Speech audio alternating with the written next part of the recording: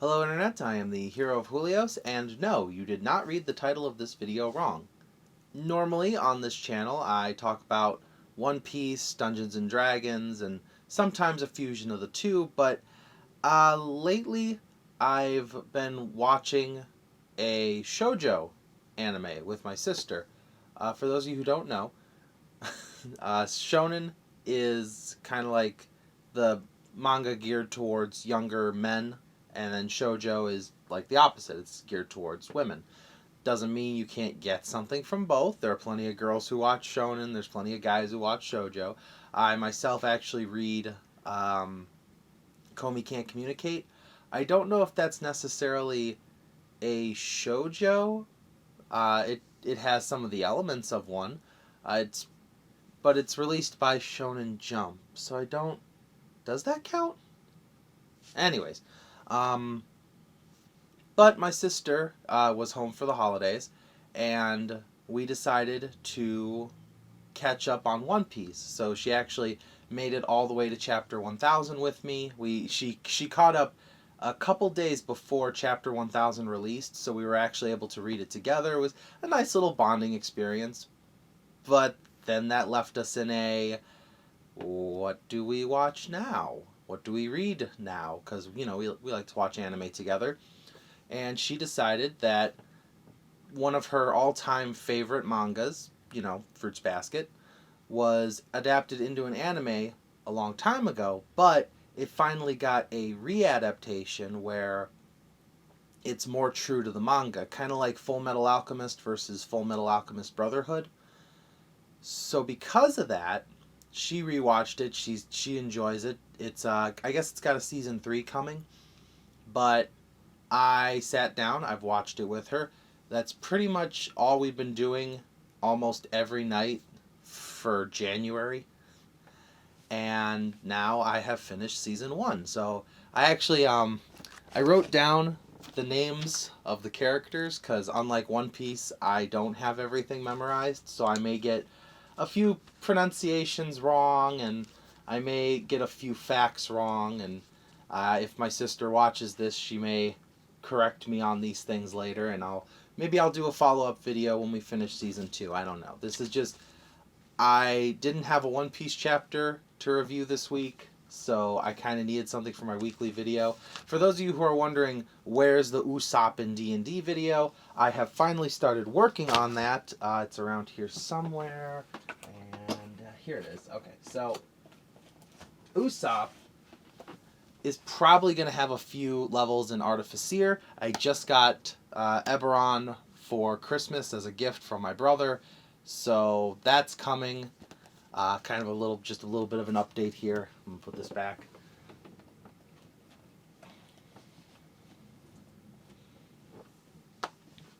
So, without further ado, let's go into what the shoujo manga is about. So, the story revolves around a girl named Toru Honda, and she starts the series living in a tent. So, she lived with her grandfather, but due to renovations, he had to leave for a little bit, and while he was gone, he asked, is there anyone you can stay with? She didn't want to impose on him by going with him. She didn't want to impose on her friends, so she wound up living in a tent in the middle of nowhere, or so she thought. See, the land that she was on with her tent actually belonged to the Soma family. This family consists of Shigure, who is kind of like I won't call him a father because he really doesn't act like a mature adult, but he owns the house. And living with him is Yuki, who is his younger cousin. See, the Soma family is like this massive clan. You find out a little later in this season. Oh, before I go further, this is spoilers all the way up to episode 25, so the entire first season. There is a little bit of information that I know about a character that I'm not supposed to know until season 2, but I'm not going to talk about anything I know about that character because it's just one little tidbit. But anyways, the two of them live together in this house. They end up stumbling upon her, seeing that she lives on their property, and for a brief interlude of her coming over to their house for a minute, a landslide happens and wipes out her tent home thing. Because of this, she ends up living with them for a little bit. In addition to them living here, there is a third member of the family, Kyo, and Kyo lives with them now by just deciding to stay. See, he ran away from the main estate for about 4 months to just train in the mountains because his goal is to defeat Yuki. The reason for that is because he is possessed by the cat spirit of the Zodiac. This is where things start to get a little different. So it's not a slice of life, there is definite magic and curses and such in this manga. So throughout the Soma family, throughout the history of the Soma family, 13 members of their family are possessed by different animal spirits representing the 12 animals of the Chinese zodiac. The 13th member of this group is the cat. So in the old Chinese legend, the 13 animals got invited by God to go up to New Year's Day and have a little banquet with them. The rat told the cat that it was the day after. So because of this, the cat's kind of not a part of the 12-year cycle. And because of that, Kyo blames Yuki for the fact that the family rejects him. I'm not exactly sure how the curse itself works, but it goes back into rotation after the current cursed member has died. So the cat before Kyo, when he passed away, the spirit went back into circulation, and then when Kyo was born, the spirit went into him. Because of these spirits possessing them, anytime a member of the Zodiac gets hugged or just physically embraced by a person of the opposite gender, they end up transforming into their animal form. Now I know what you're thinking. I thought the same thing. Wow, that must be really cool for the dragon. It is not cool for the dragon. So, apparently, the term seahorse is also known as a sea dragon. So the dragon turns into a seahorse. So if you were expecting a big dragon, you will be as sad as I am. However, the guy who is possessed by the dragon spirit, Hattori, he's actually one of my more favorited characters of the series. My actual favorite character is, and I feel bad that I can't remember her name, so I wrote it down, Hanajima. She's one of Toru's 2 best friends. Toru's 2 best friends are Hanajima and Uotani? Yeah, Uotani. Otherwise known as Uo-chan and Hana-chan. But the 2 of them have been her friends since a little after grade school, so she was back in middle school. And they've kind of protected her because Toru is a bit of an airhead. Not an airhead in she's dumb, just she's a bit klutzy. She doesn't really catch on when people are mean to her. She tries not to impose. She tries not to be a burden. She's a very hard worker. She's a very soft child and very lovable. She manages to befriend pretty much every member of the Zodiac. The only one she's having a hard time with is Hiro. He's the sheep. And I haven't seen the rooster or the horse yet, so I don't even know what their response to her is going to be. I don't even know who they are or what role they play in the family. I do know that the head of the family, Akito, I know something about her that I'm not supposed to know yet, but I know that the head of the family holds a lot of weight over every member of the family. Hattori, the dragon, he tried to get married, and because of that, Akito blinded him in one eye and traumatized his fiance.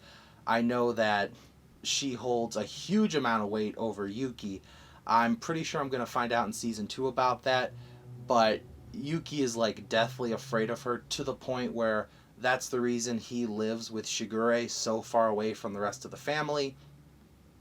I think maybe something happened between her and Kyo, or Kyo's banishment is just self-imposed, but the season 1 just focuses on setting up the characters, getting to know them. Uh, there's so Yuki's the rat. He's one of the 3 main characters, along with Kyo and Toru. Yuki's very quiet, very reserved. I'm gonna guess that comes from the trauma that maybe he just wasn't allowed to speak out. He's a good foil to Kyo. There's one's very loud, one's very quiet, one's aggressive, one's passive, I guess is the best way to describe it. Obviously, they're both the love interests. It's a shoujo. I actually don't know who she's going to end up with. So, I've watched a lot of anime where you have the main protagonist, and then there's like the one girl or the one guy that's like, they're going to end up with, but there's a whole group of other characters who like, oh, maybe they're going to end up with one of these people, but that's not going to happen. This time I actually don't. And according to my sister, Toru actually does pick someone. So I'm looking forward to that. I'm looking forward to an ending where they actually end up with someone. That'll be nice. I don't know who it is just yet.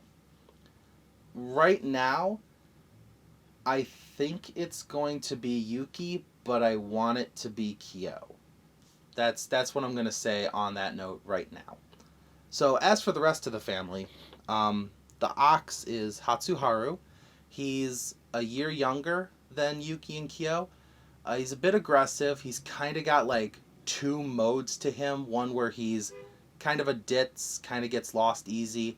And then the other one they call is Dark Haru, where he's aggressive, angry, very flirtatious. Very flirtatious. That's harder to say than I thought it would be. After him, the tiger is Kisa? Yeah. She is a soft little girl, so cute, absolutely adorable. Toru loves her. She follows Toru around like a baby duckling, just super cute. Hiro is the sheep. He has a big crush on the tiger. He won't admit it. And right now, he's the only member of the Zodiac I have seen who still doesn't like Toru. The only reason he puts up with her is because Kisa loves her so much. And because Toru is the reason that Kisa started talking again.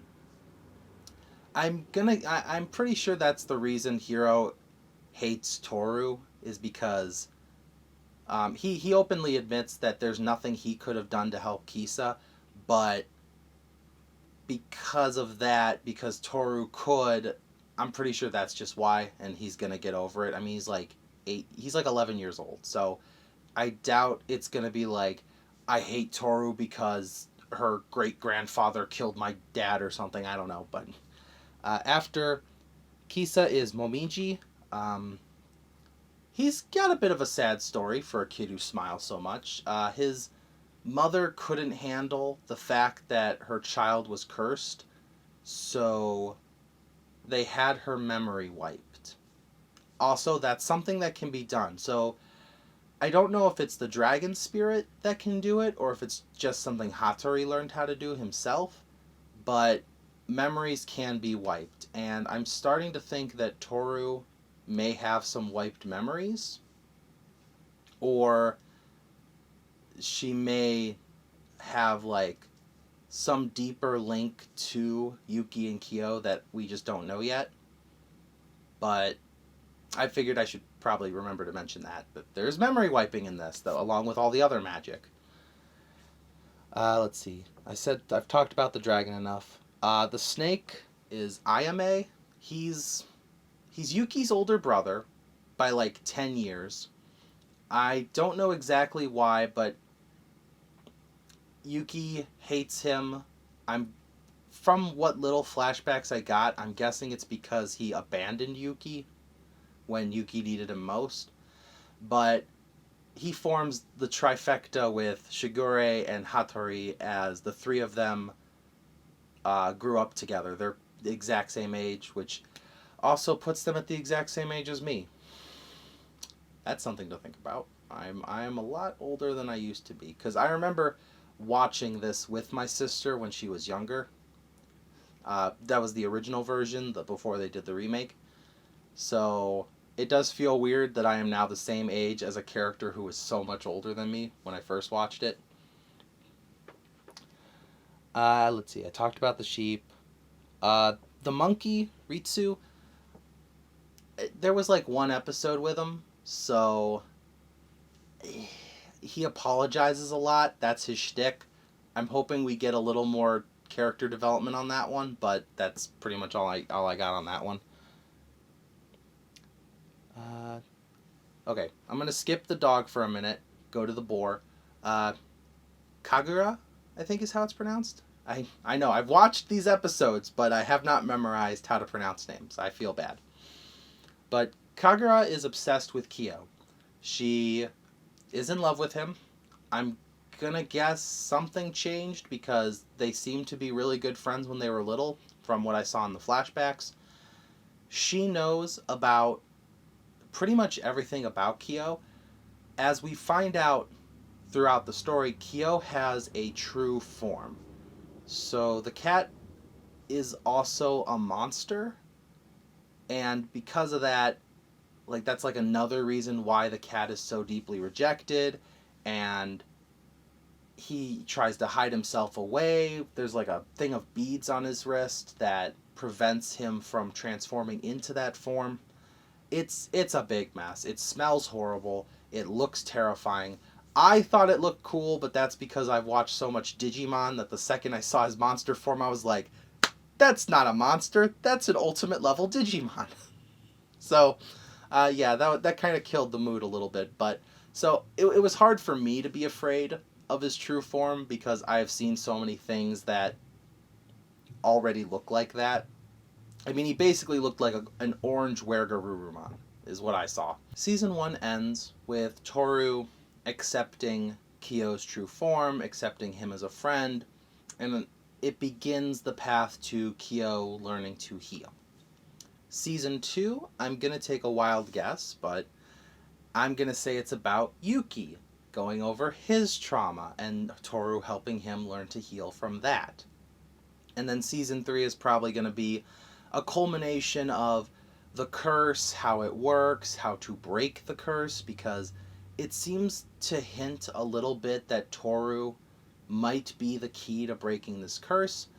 I don't even see, aside from the cat monster, I don't actually see how this curse is some horrible thing. Like, I get it. You can't hug your boyfriend or you can't hug your girlfriend, but all you do is poof and turn into an animal. In fact, they even tell us that they can talk to and to an extent control any member of that animal species. Why is this I don't know why it's a curse, I guess. I don't know why they see it as maybe the dragon, just because he turns into a seahorse and could probably die, but I'm still trying to wrap my head around how this is a curse and not just a quirk. Maybe I've watched a little too much My Hero Academia. But hey, who knows? So finally, to wrap this up, Shigure and Akito seem to have this bet going on, revolving around Toru. And the show pushes me to believe that Akito is the bad guy. That this head of the house is a villain that needs to be stopped. But the way Shigure carries himself, the way he words things, the way he does things, I don't know who's pulling the strings here. Is it the head of the house who just wants to stay in charge, wants to keep these guys cursed? Or is it Shigure who likes being cursed, or likes having the family curse, staying everyone together? I want to believe Shigure is a good guy, just because I find him hilarious. I think he's funny. I enjoy his character. I like how he messes with people. But I'm a little bit worried about this manipulative side, and I'm worried how that's going to affect the rest of the series. Overall, I am looking forward to watching season 2. It's already out, so I got that going for me. I actually am borrowing the manga from my sister. I've started to read a couple chapters of the first one. I'll move on, I think there's 25 or 26 of them, so that shouldn't be too long of a read. I've gone through over 90 volumes of One Piece, and I will probably do a follow-up on this. This is one of my longer videos. I can tell just by talking about it, but I'm covering an entire season in a single video rather than, the week-by-week chapters I normally do. But all that aside, thank you for watching. Probably only going to do 2 more videos of this, unless there's a season 4, in which case 3 more videos. But I kind of look forward to seeing where this series goes. And don't worry, I will bring you regular One Piece and Dungeons & Dragons content as usual. This is just one of those, I wanted to talk about it. I just felt like it. So, thank you for watching, and I will see you in the next video. This is the Hero of Julios, Xing out.